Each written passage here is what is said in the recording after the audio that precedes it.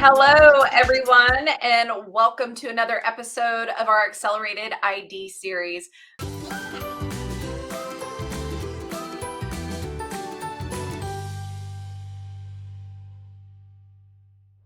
My name is Shantae Skilldagger, and I'll be your host for our session today. So, we are back here for another week of our four-step instructional design transition plan.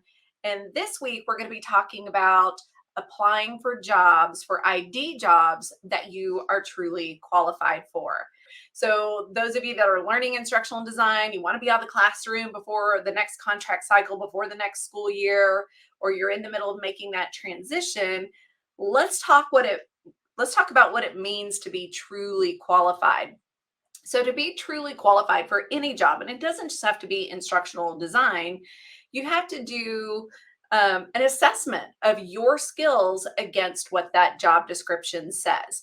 Now, I know that that may be obvious to some, but sometimes I encounter situations where I'm working with someone or coaching someone who's like, wow, Shantae, I've applied to all these jobs, but I'm not getting any bites. And I'm like, okay, well, tell me about the jobs that you're applying for, right? These are career changers making a transition. And I'll get things like, well, I'm applying for director level or senior instructional designer, things like that. And so then I have to back them out and be like, okay, well, you may be at a senior level in your current job or at a director's level in your current job, but now you're making a career transition. So now you're going to be starting at more like an entry level in this new field. So it's important that you're assessing what types of jobs that you're going for and just set a realistic expectation that as a career changer entering a new career in a new field, that you're going to be starting at the bottom and you have to work your way up. Now, a lot of times that's okay because even at the bottom of an instructional design level job position, that salary is often either equal or higher to what they were coming out of. Okay. So, whenever we're talking about being qualified, you want to assess that you are applying for the right level. You want to make sure that you have the majority of the skills and knowledge areas that are listed. So, I usually recommend like that you're looking for 90% or more. Now, something that often happens with the women that I work with who are making the transition into instructional design, they'll see one thing on that job description that they don't have. And they'll be like, oh, I can't apply. I don't have that skill. So I don't want it to sound like you have to have 100% of all the skills in a job description because that's not the case. You just need to have the majority of those skills, and you want to make sure that the level that you are as an instructional designer matches the level that you are applying for. So that's what I mean by qualified. You've got the knowledge, you've got the skills, it's the right level, you've got the right background, all of those things. All right, so how do you prepare? So once you've decided that you are going for entry level instructional design jobs, you've got to stack your ID career toolkit with the right tools to help you get noticed by prospective employers, to help you get past that applicant tracking system, which I'm going to talk to you about in just a second.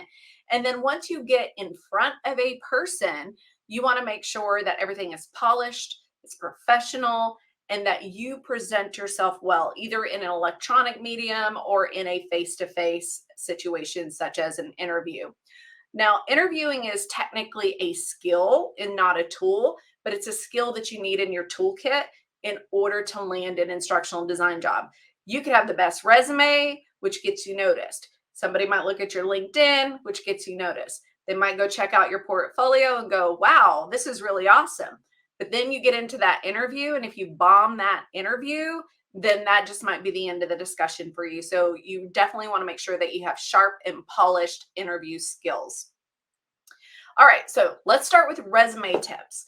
And these tips also apply to your cover letter. So I think I'm probably about to break some hearts here. And let me tell you why I'm going to break some hearts. You need a plain resume. So if you have gone out to Canva and you've spent a lot of time using one of the Canva templates for resumes because they're really cute and they're pretty, you spent all this time on it. Well, unfortunately, they don't really work well with applicant tracking systems.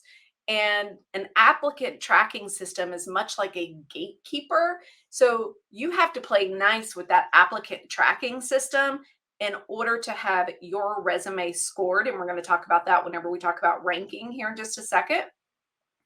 But if there are tables or text boxes or things like that inside of your resume, those areas get skipped by the applicant tracking system because they can't read what's inside of them. So you just need that plain Jane resume in a Google Doc or in a Word document. That's what you're going to have. Now, that's for submitting your application, for submitting your resume. Once you get an interview, however, and you're in front of someone, you can physically hand them that nice looking resume that you made in Canva. Or if you're emailing back and forth and you're going to have a video conference interview, then you can send that nicer version of your resume.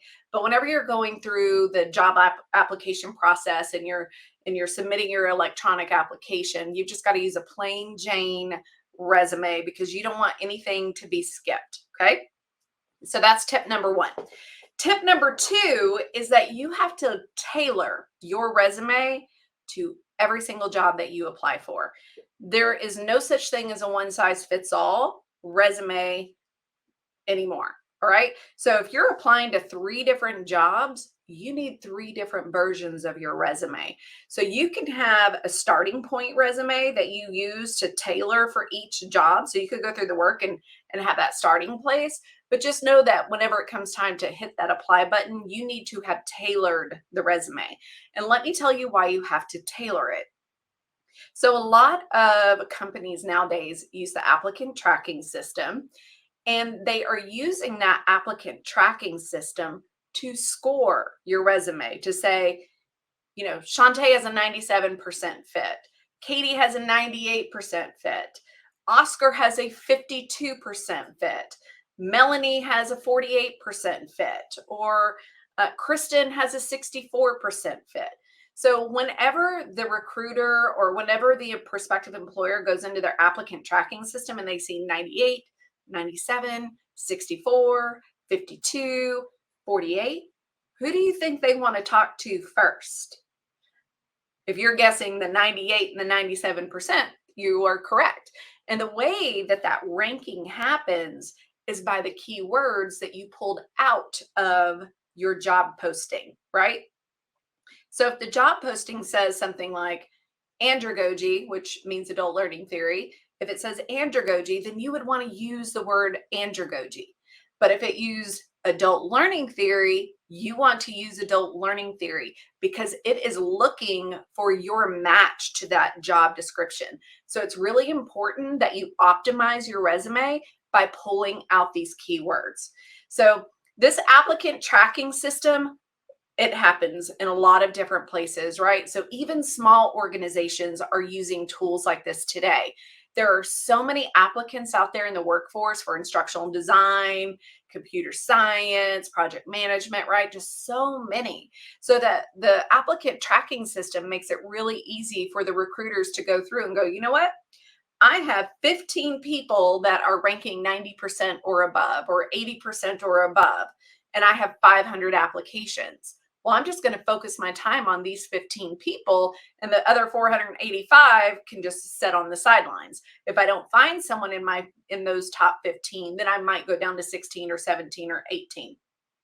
So it's really important that you understand what the applicant tracking system is and that you understand how to work with that applicant tracking system, because all of this work about tailoring your resume is so that you get noticed by potential employers and recruiters, right? So you need to score high whenever you submit your resume.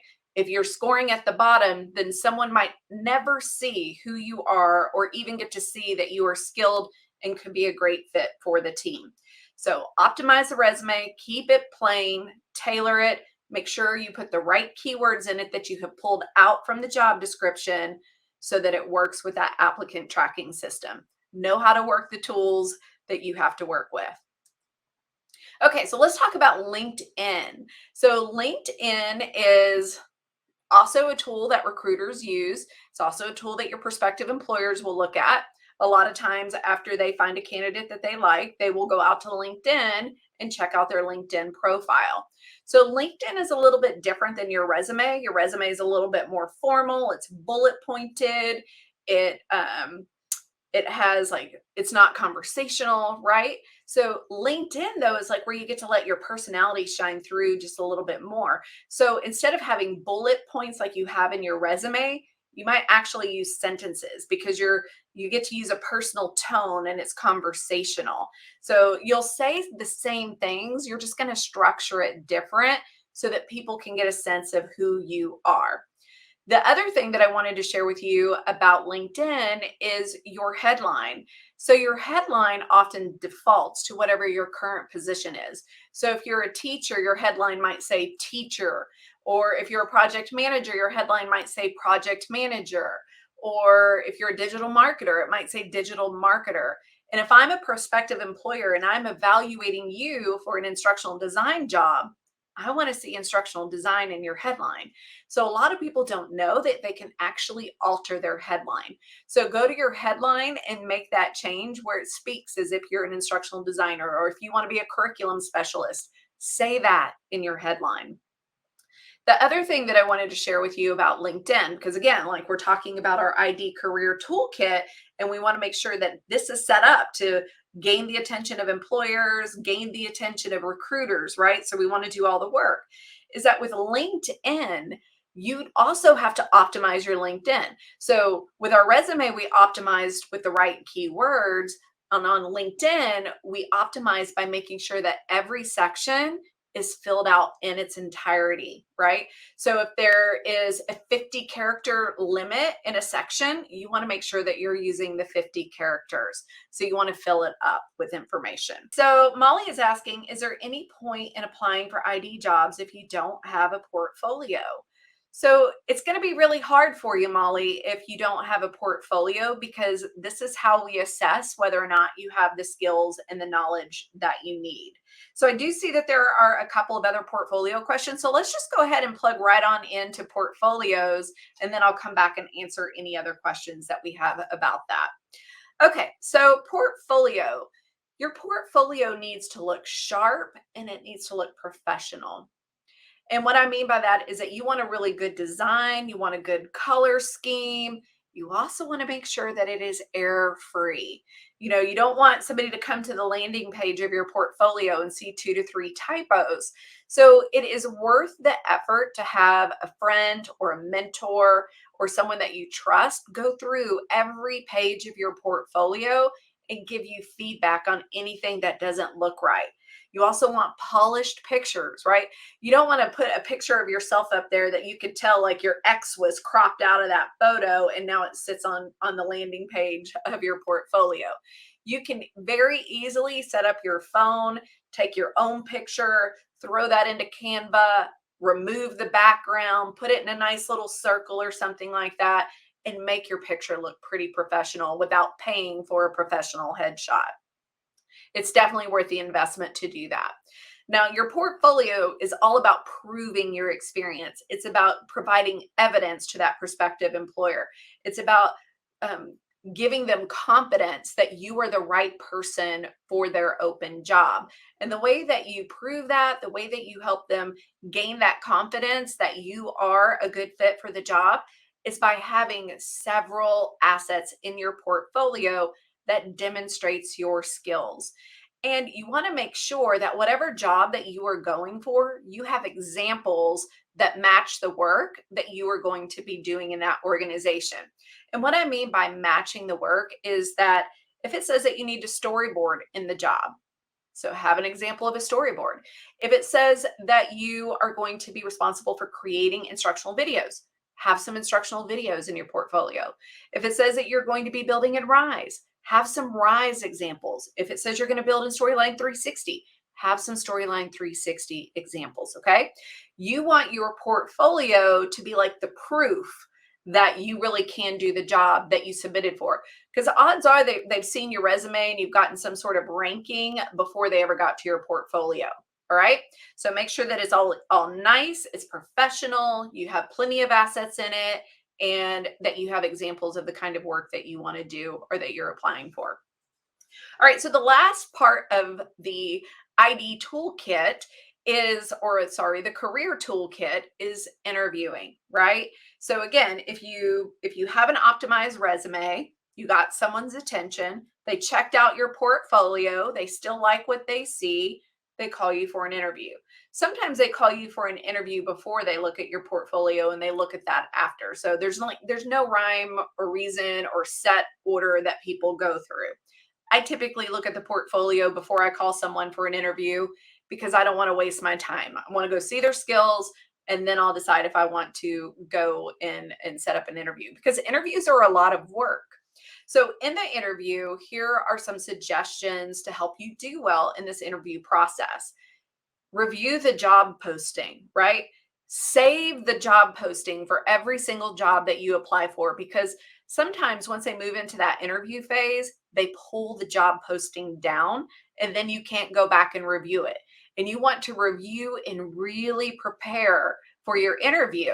So save a copy of the job posting. Sometimes you can download them, sometimes you have to screenshot them. Just screenshot it, label it, save it in a folder along with the resume that you use to apply for it. So you create like a little folder where you have all this information.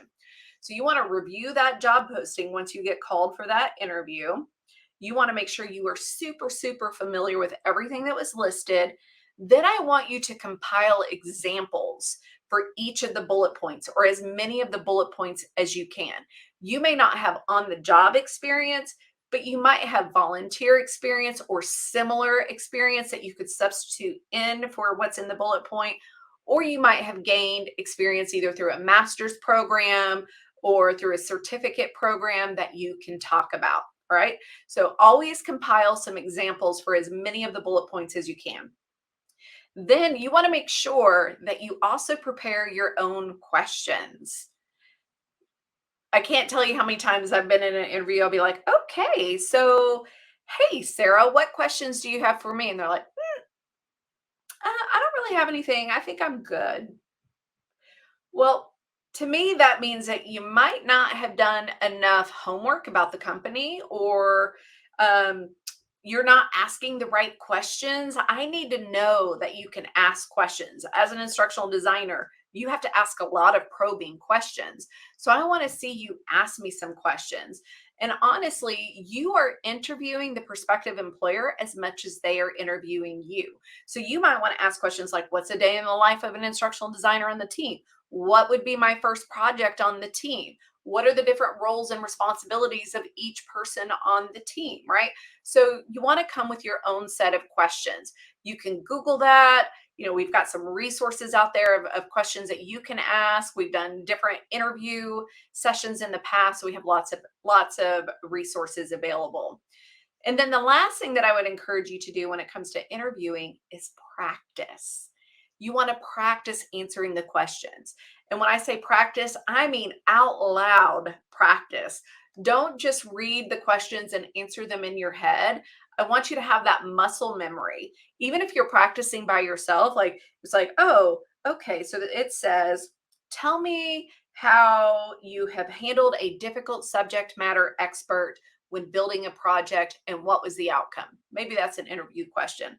So out loud, even by myself, I would say, well, oh, that's a really great question. So in the past, I had a subject matter expert who was really challenging to get a hold of, and we had a deadline that was coming up, right? So I would just practice answering that question out loud for all these different questions because that will make it easier for you whenever you sit in front of that prospective employer and you are answering those questions. I do want to tell you that we have a resume ebook.